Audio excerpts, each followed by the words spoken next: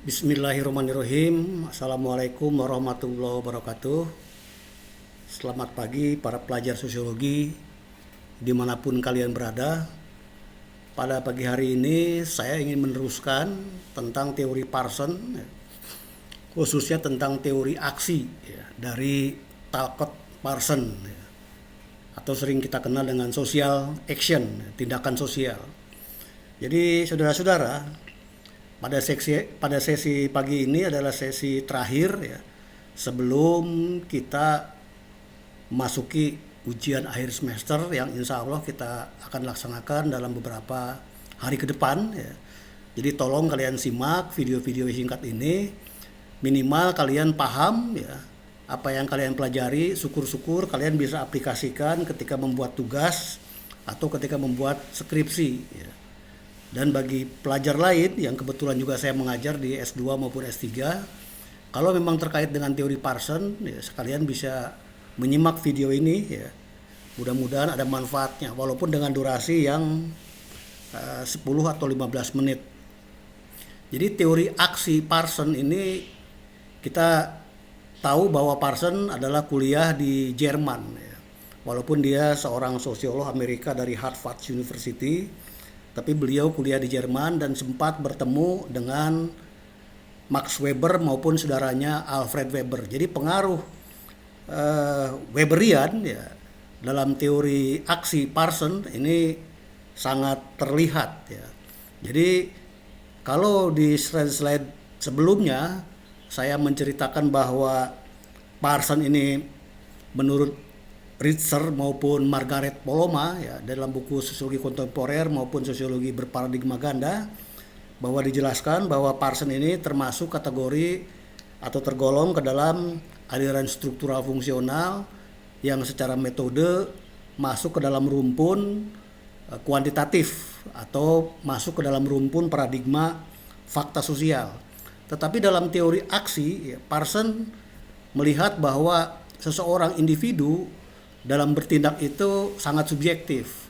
Jadi Parson ini satu sisi dia bisa menggunakan, kalau kita menulis skripsi atau tugas akhir atau apapun itu di satu sisi Parson bisa menceritakan tentang teori fungsionalnya yang bersifat kuantitatif, tetapi dalam teori aksinya justru Parson menceritakan sangat subjektif di mana bahwa tingkah laku atau tindakan sosial atau aksi dari individu itu atau aktor sangat volunteeristik, maka dikenal dengan teorinya yang sifat volunteer Volunteer itu sukarela atau suka-suka Jadi teori Parson sangat subjektif dalam konteks ini Jadi kalau kita lihat, kita langsung di slide ini saya sengaja membuat slide ini supaya kalian paham, walaupun ini sudah kita bahas di dalam kuliah-kuliah konvensional. Ini juga sama dengan teori fungsional Ini ada liga atau agil Liga dibaca dari atas, kalau dari bawah agil.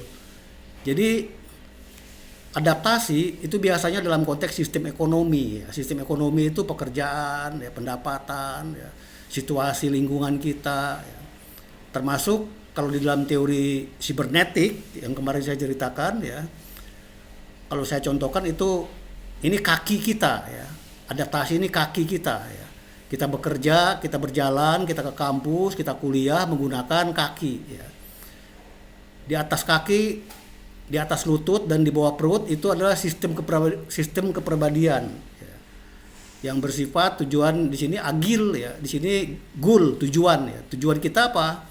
Untuk bisa berkiprah dalam dunia politik, dalam dunia hukum, dalam segala macam Dan itu mencerminkan kepribadian kita. Kepribadian kita bisa laki-laki, perempuan, desa, kota, macam-macam.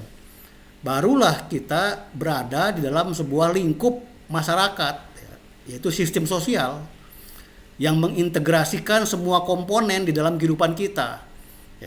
Ada institusi di sini, ada kelembagaan.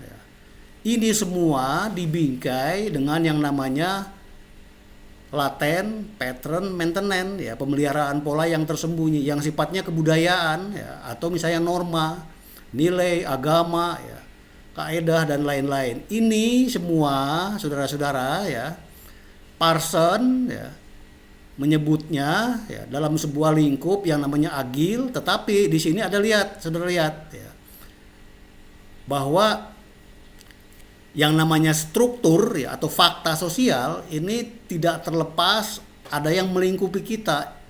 Parson menyebutnya ultimate reality atau ultimate reality. Di sini ada norma, nilai, ide, gagasan yang semua ini memberikan informasi pada kita ya tentang tingkah laku kita, cara kita, adab kita, segala macam dalam menyesuaikan, dalam bertindak dalam sebuah sistem sosial gitu. Sementara lingkungan kita di bawah ini ya, ini yang disebut dengan situasi kondisional atau sikon atau lingkungan fisik, organisme fisik ya. Organisme fisis. Inilah sumber energi kita ya. Sumber energi kita dalam beradaptasi, dalam bergerak, dalam segala macam. Ini bergerak ke atas ya. Di sini ya mengkondisikan ya, lingkungan fisik kita mengkondisikan untuk memberikan informasi pada otak kita ya, pada ide-ide kita, sehingga kita bagaimana menjalankan tindakan-tindakan itu atau sistem sosial itu untuk mengendalikan ya. Kita ambil contoh saja, semua gerak tubuh kita ya diperintah oleh otak misalnya. Otak kita lah yang memerintahkan kita bergerak, belajar, tidur, segala macam ya. Jadi fisik kita memberikan informasi tentang lelah, tentang ngantuk, tentang malas, dan ini memberikan informasi pada kita ya, otak kita. Demikian juga dalam masyarakat. Di dalam teori aksi atau tindakan sosial Parson ya, ini pun berlaku ya. Jadi teori agil ya, dalam teori struktur fungsional Parson menerapkan juga dalam teori tindakan sosial ya. Tindakan sosialnya seperti ini, kita lihat. Ini gambar ya. Di dalam buku-buku sosiologi sebagian ada yang menggambarkan seperti ini ya. Tetapi ada juga beberapa buku yang saya baca itu tidak ada gambaran seperti ini tentang tindakan sosial. Sebuah atau sesuatu yang dilakukan oleh aktor. Nah, menurut si Parson, aktor atau individu atau kita ya, masing-masing dalam bertindak itu punya tujuan gitu. Di sini ya, setiap individu dalam bertindak punya tujuan ya. Tujuan ini selalu dianggap rasional menurut Parson ya. Beda kalau teori Weber, tindakan sosial itu ada 4 ya, ada instrumental ya, kemudian ada rasional nilai, kemudian ada afeksi, dan yang keempat ada tradisional. Tapi kalau Parson semua tindakan itu bersifat rasional. Ini ciri khas dari sosiologi Amerika yang sangat pragmatis dan individualis.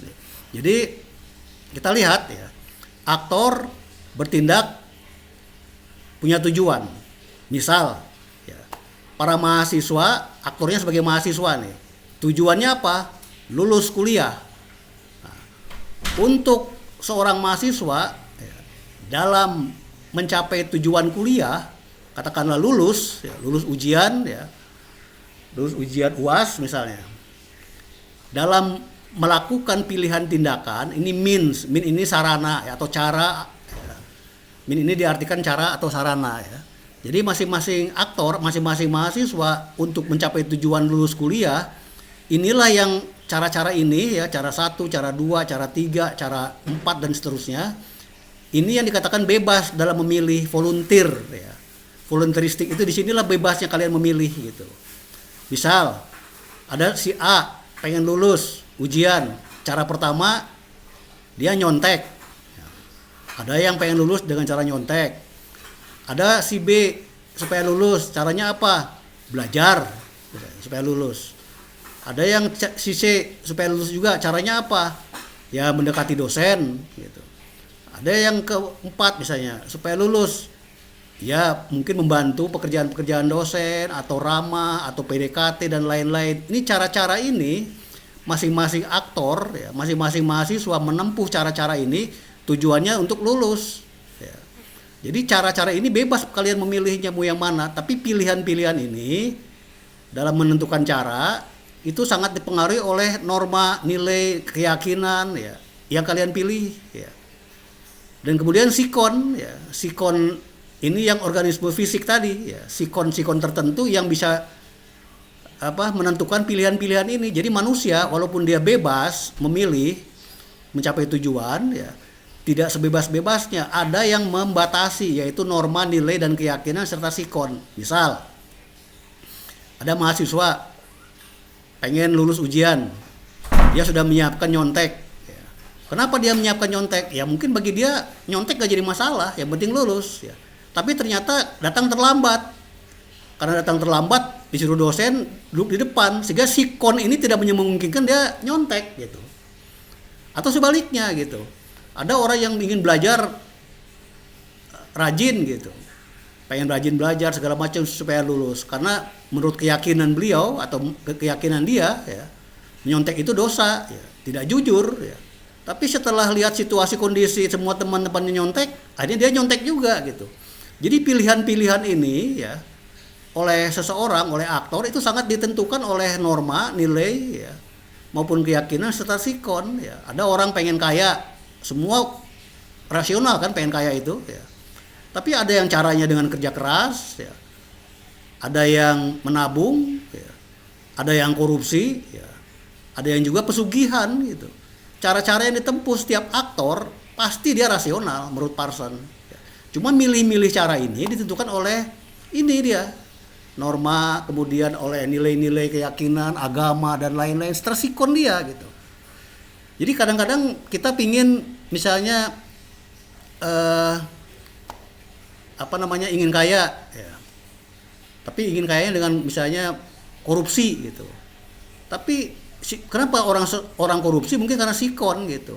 Tapi kalau orang aktornya tahu bahwa sikonnya itu memungkinkan untuk korupsi, tapi kalau normanya kuat, dia tidak jadi dia untuk jadi korupsi gitu.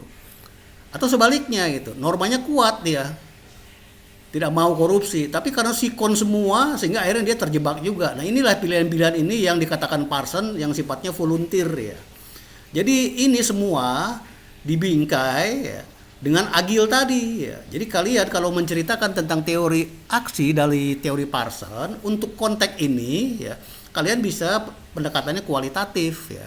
Tetapi jangan lupa bahwa kalian harus menjelaskan sarana-sarana yang dipilih itu kenapa, sebabnya ya, dan kaitkan sedikit tentang agil ya. Nah kemudian Parson di akhir cerita dalam teori tindakan sosialnya ini ya, dalam bertindak itu dia menggunakan ada 5 variabel pola ya. Mungkin kalian pernah dengar ya, ada 5 variabel pola. 5 variabel pola itu ini ya, ada afeksi netral, ada orientasi diri, orientasi kelompok ya.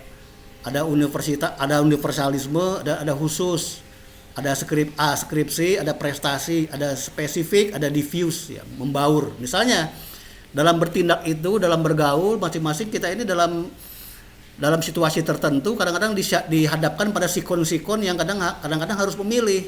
Misal antara hubungan, misalnya antara afektif dengan netral. Misalnya antara hubungan suami istri dengan dibandingkan hubungan dokter pasien, ini kan berbeda ya. Misalnya saya punya anak kuliah jadi mahasiswa saya misalnya. Ini kan dalam sikon tertentu saya harusnya sebagai ayah dan anak ya, tapi di sisi lain saya harus dihadapkan pada sebagai dosen dan mahasiswa gitu. Dalam hal menilai misalnya antara askripsi dengan prestasi, apakah menilai anak saya itu sesuai dengan karena askripsi artinya KKN ya, karena dia anak, atau karena harus memperhatikan prestasi dia gitu sebagai mahasiswa gitu. Dalam konteks ini juga nih, orientasi diri dan orientasi kelompok misalnya ditandai dengan derajat kepentingan antara individu dan kelompok. Mana yang lebih penting gitu? Orientasi hubungan dokter pasien atau gotong royong gitu. Sebagai dokter ya, atau sebagai guru misalnya, saya apakah harus dalam situasi formal ya saya harus menilai kalian harus objektif, tapi di sisi lain kalian kadang-kadang membantu saya gitu. Nah inilah yang menimbulkan, kalian bisa baca ya 1, 2, 3, 4, 5 nih variabel pola ini. Jadi dalam bertindak itu Parson ada ultimate reality, ada organisme fisik, kemudian dalam pilihan-pilihan itu dihadapkan ada liga, kemudian ada situasi-situasi yang dihadapkan kita dalam memilih tadi ya. Memilih tadi kita ini ya, antara menyontek dengan jujur misalnya. Mana yang paling kalian pentingkan gitu. Baik, saya kira ini sudah 14 menit, ya mudah-mudahan ada manfaatnya sekilas pintas tentang teori aksi dari Parson.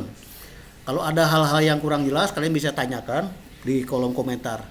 Terima kasih, mudah-mudahan ada manfaatnya. Ya, terima kasih sekali lagi. Ya, assalamualaikum warahmatullahi wabarakatuh.